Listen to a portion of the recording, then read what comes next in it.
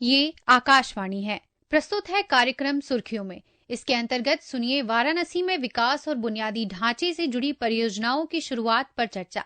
इसमें भाग ले रहे हैं राजनीतिक विश्लेषक केजी सुरेश। कार्यक्रम का संचालन कर रहे हैं स्पर्श सक्सेना।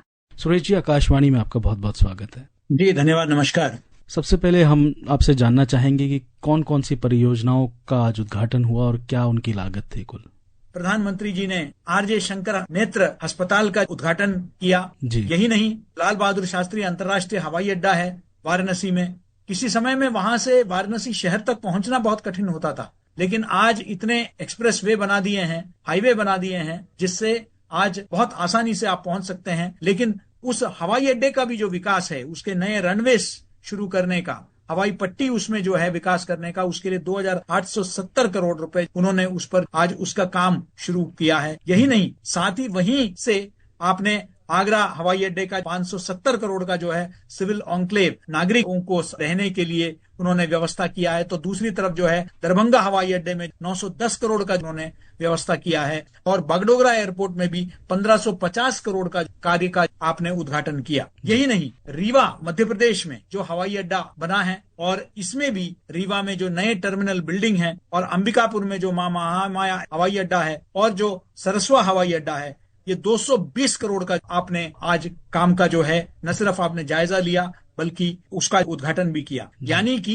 इन सभी हवाई अड्डों में मिलकर इनकी जो कैपेसिटी है, ये इनकी क्षमता 2 करोड़ 3 लाख यात्रियों को ये सुविधा प्रदान करेंगी। और हमारे जो विरासत है, हमारे जो संस्कृति है, उसी संस्कृति से प्रेरित होकर सभी हवाई अड्डों का जो है डिजाइन भी तैयार किया गया है। और इसी प्रकार से प्रधानमंत्री खेल कूद, ये आपको पता ही है कि उनके कार्यकाल में ही खेलो इंडिया, जिसके तहत आज हमारे भारतीय खिलाड़ियों को वैश्विक स्तर पर, चाहे ओलंपिक हो, कॉमनवेल्थ हो या एशियन गेम्स हो, अंतर्राष्ट्रीय पटल पर पैरालंपिक्स हो, बहुत पहचान मिली है। उनके लिए बहुत सारे व्यवस्थाएं किया गया है, और उसी को बढ़ावा देने हेतु वाराणसी में भी आज जो है स्पोर्ट्स कॉम्प्लेक्स 210 करोड़ रुपए का जो है आपने उद्घाटन किया। स्मार्ट सिटी मिशन का जो है उद्घाटन किया। इसका उद्देश्य है कि स्टेट ऑफ द आर्ट जो है, जिसमें नेशनल सेंटर फॉर एक्सीलेंस होगा, खिलाड़ियों के लिए हॉस्टल होगा, स्पोर्ट्स साइंस सेंटर होगा, प्रैक्टिस के लिए बड़े बड़े मैदान दिए जाएंगे, इंडोर शूटिंग रेंजेस होंगे, कुश्ती, इन सब के लिए आपको जो है स्पोर्ट्स एरिना।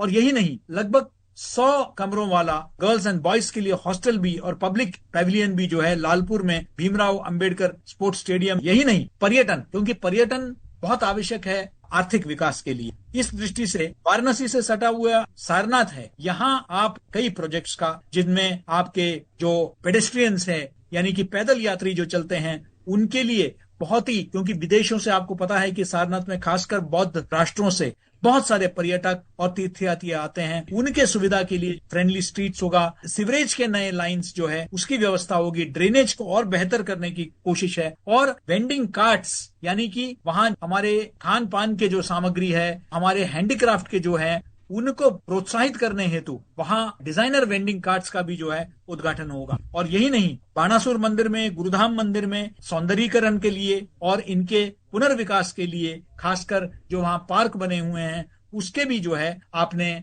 आज उद्घाटन किया। मैं समझता हूं कि एक ही यात्रा के दौरान कई हजार करोड़ों के प्रोजेक्ट्स को आपने उद्घाटन किया, जिससे वाराणसी के लोगों में उत्साह बिल्कुल स्पष्ट दिखाई दिया। आज के सभी उनके सार्वजनिक कार्यक्रमों में भी शंकराचार्य स्वयं मौजूद भी थे आरजे आई हॉस्पिटल के कार्यक्रम में, और उनके विकास के प्रति जो प्रतिबद्धता है, और साथ ही आध्यात्मिकता और जो मॉडर्नाइजेशन, यानी कि आध्यात्मिक और साथ ही साथ जो परिवर्तन की भी आवश्यकता है, समय के अनुकूल हमारे सुविधाओं में परिवर्तन की आवश्यकता है, दोनों में एक संतुलन बनाते हुए विकास का आपने एक मॉडल प्रस्तुत किया।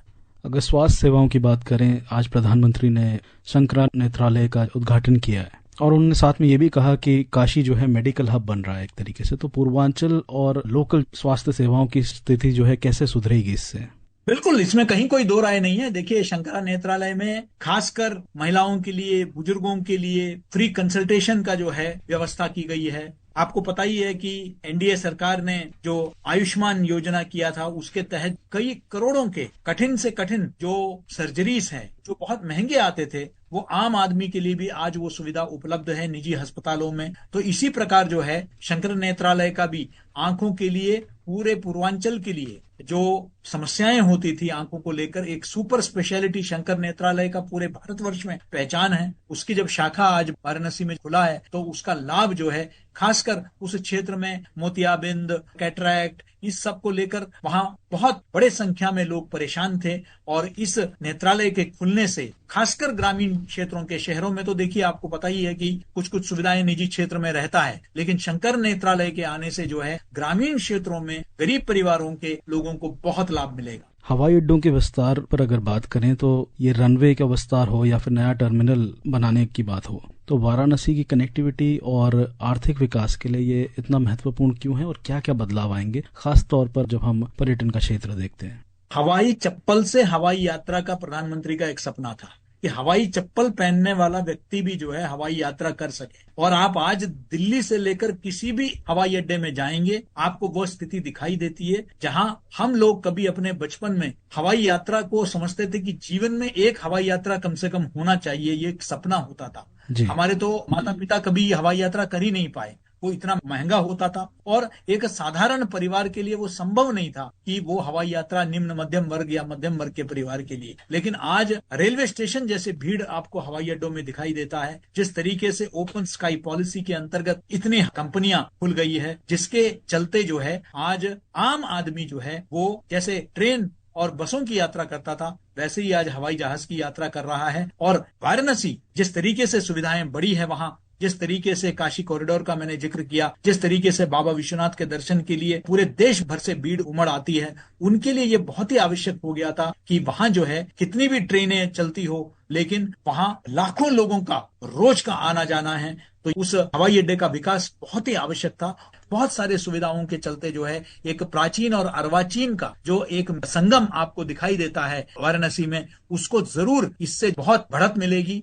पर्यटकों की संख्या जो है वो बढ़ेंगे, तीर्थयात्रियों की संख्या जो है वो बढ़ेगी, क्योंकि कई लोग, बुजुर्ग लोग वहां आ नहीं पाते हैं कई समस्याओं के चलते। लेकिन जैसे जैसे आधुनिक सुविधाएं वहां प्रदान की जाएगी, वहां उससे ये आध्यात्म और आधुनिकीकरण का जो एक संगम वहां दिखाई दे रहा है, उसका लाभ निश्चित ही मिलेगा। प्रधानमंत्री मोदी ने 5 राज्यों के 7 एयरपोर्ट के विकास कार्यों का लोकार्पण किया है, तो ये कनेक्टिविटी को किस तरह बढ़ाएगा?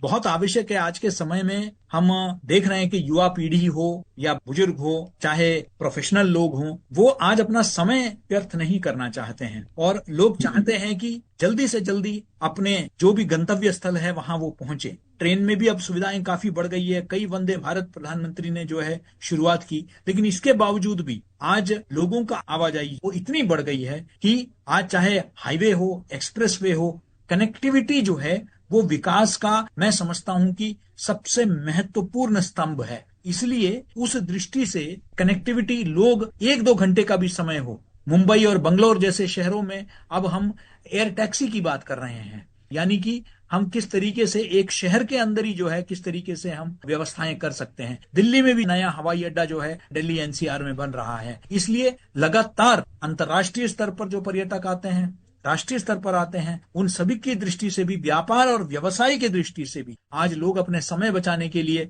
शीघ्रातिशीघ्र अपने गंतव्य स्थल पहुंचना चाहते हैं। उस दृष्टि से भी मैं समझता हूं कि, और खासकर टियर 2, टियर 3 जो शहर हैं, यहाँ पर्यटन को बढ़ावा देने के लिए बहुत आवश्यक है। देखिए, मैं तो मध्य प्रदेश से ही आया हूँ।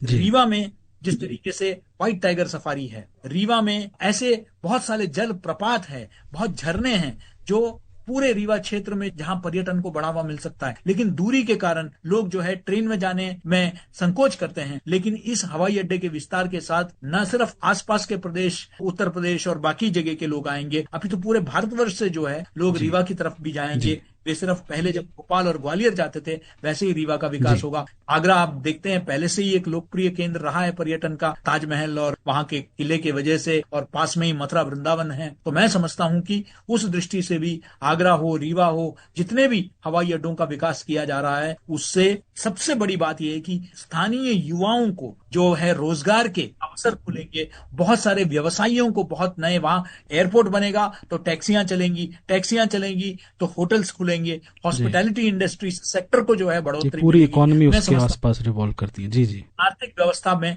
आमूलचूल परिवर्तन होगा। सुरेश जी, सिगरा से तकरीबन करोड़ों की योजनाओं का उद्घाटन किया जा रहा है और स्पोर्ट्स स्टेडियम जो नया वाराणसी खेल परिसर है, इसकी क्या विशेषता है, और दूसरा खेलो इंडिया जैसी योजनाओं के लक्ष्यों के साथ ये कैसे मेल खाता है। और अभी आपने बात करी हमारा भारत का जो प्रदर्शन रहा, चाहे वो हम ओलंपिक्स में लें, पैरालंपिक्स में सबसे बेहतरीन प्रदर्शन रहा, तो ये किस तरीके से आने वाली पीढ़ी को और जो यंगस्टर्स हैं उनको किस तरह मोटिवेट करेगा। देखिए, मैं स्वयं ही एनसीओई के भोपाल सेंटर में पूरा मैंने घूमा है और मैंने देखा है जिस तरीके के व्यवस्थाएं, यानी कि मुझे कोच बताते हैं कि हाँ, कोचिंग के लिए जो हमारे खिलाड़ी आते हैं उनका जो मन करता है उस हिसाब से उनको जो है, ऑफ कोर्स डाइट को ध्यान में रखते हुए उनको हर तरह की सुविधाएं प्रदान की जाती है। वो कहते हैं कि हमें ये व्यवस्था चाहिए तो वो व्यवस्था उनके लिए जो है तैयार किया जाता है। आज जिस तरीके से खेलकूद के क्षेत्र में, कोई भी क्षेत्र में वैसे, लेकिन खेलकूद के क्षेत्र में विशेषकर जो हमारा सफलता आज कई अंतर्राष्ट्रीय पटलों पर जो दिखाई दे रहा है, उसके पीछे न सिर्फ खेल के बाद पहले प्रोत्साहन होता था, लेकिन खेल के पूर्व उनको उस कंपटीशन के लिए, उस प्रतियोगिता के लिए तैयार करने के लिए जिस तरीके का छूट दिया गया है, जिस तरीके का व्यवस्थाएं की जा रही है, वो अभूतपूर्व है। मैं समझता हूं कि आने वाले दिनों में, हम कई वर्षों से हमारे युवा पीढ़ी के अंदर क्षमता की कमी नहीं है, लेकिन सहूलियत के अभाव में वे लोग अंतर्राष्ट्रीय पटल पर मुकाबला नहीं कर पा रहे थे। लेकिन आज जो है सरकार प्रोएक्टिव होकर न सिर्फ कई सारे स्टेडियम निर्माण कर रहे हैं, न सिर्फ सुविधाएं, इसका एक विकेंद्रीकरण हो रहा है। विकेंद्रीकरण यानी कि पहले सिर्फ बड़े शहरों में जाना पड़ता था, या तो एनआईएस पटियाला में आना पड़ता था, या आपको जो दिल्ली जैसे शहर में आना पड़ता था। लेकिन आज एक प्रयास हो रहा है कि हम टियर 2, टियर 3 और जो अन्य शहर है वहां भी, अन्य ग्रामीण क्षेत्रों में भी हम इस तरह के व्यवस्थाएं करें।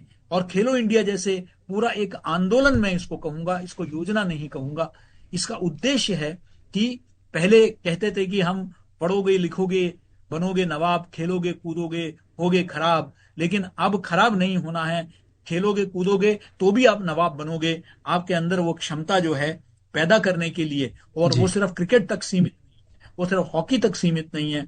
आप पारंपरिक खेलकूद में भी, चाहे वो खो खो हो या कोई भी हमारा खेल हो, उसमें भी आज उसी प्रकार का प्रोत्साहन दिया जा रहा है, ताकि हमारे जो युवा पीढ़ी है वो राष्ट्रीय और अंतर्राष्ट्रीय मंचों पर जो है अपना क्षमता का प्रदर्शन कर सके। प्रधानमंत्री ने जो उद्घाटन किए हैं और ये सारी पहल जो है, ये चाहे टूरिज्म डेवलपमेंट की बात हो, चाहे वो सारनाथ के क्षेत्र में हो, या फिर हेल्थ इंफ्रास्ट्रक्चर की बात रही, स्पोर्ट्स इंफ्रास्ट्रक्चर डेवलपमेंट की बात आपने बताई, तो ये सारी जितनी पहल हैं ये भारत में बुनियादी ढांचे और विकास को कैसे दर्शाती हैं, और लॉन्ग टर्म विजन आप क्या देख रहे हैं भारत का।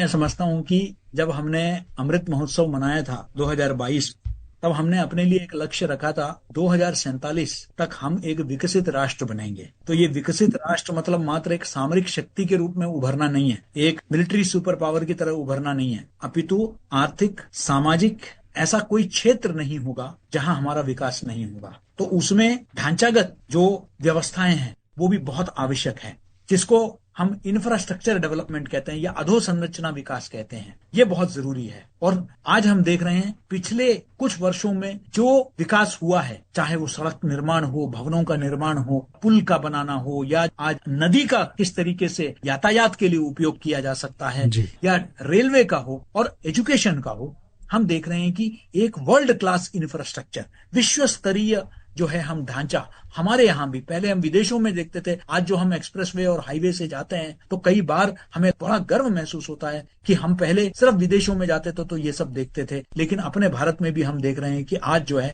उसी प्रकार का विकास हो रहा है। एक विकसित राष्ट्र बनने के लिए हमें आमूलचूल परिवर्तन की आवश्यकता है, फंडामेंटल चेंजेस की आवश्यकता है, और उसमें जो है शिक्षा भी शामिल है, उसमें खेलकूद भी शामिल है, उसमें स्वास्थ्य भी शामिल है। ऐसा कोई हमारे जीवन का आयाम नहीं है जो उसमें शामिल नहीं है। केजी सुरेश जी, आपका आकाशवाणी के साथ जुड़ने के लिए बहुत बहुत धन्यवाद। धन्यवाद। अभी आप सुन रहे थे वाराणसी में विकास और बुनियादी ढांचे से जुड़ी परियोजनाओं की शुरुआत पर चर्चा। इसमें भाग ले रहे थे राजनीतिक विश्लेषक केजी सुरेश।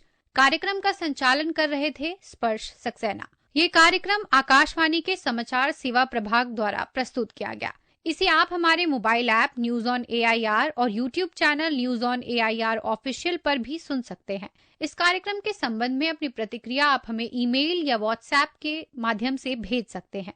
ईमेल का पता है airnsdtalks@gmail.com और व्हाट्सएप नंबर है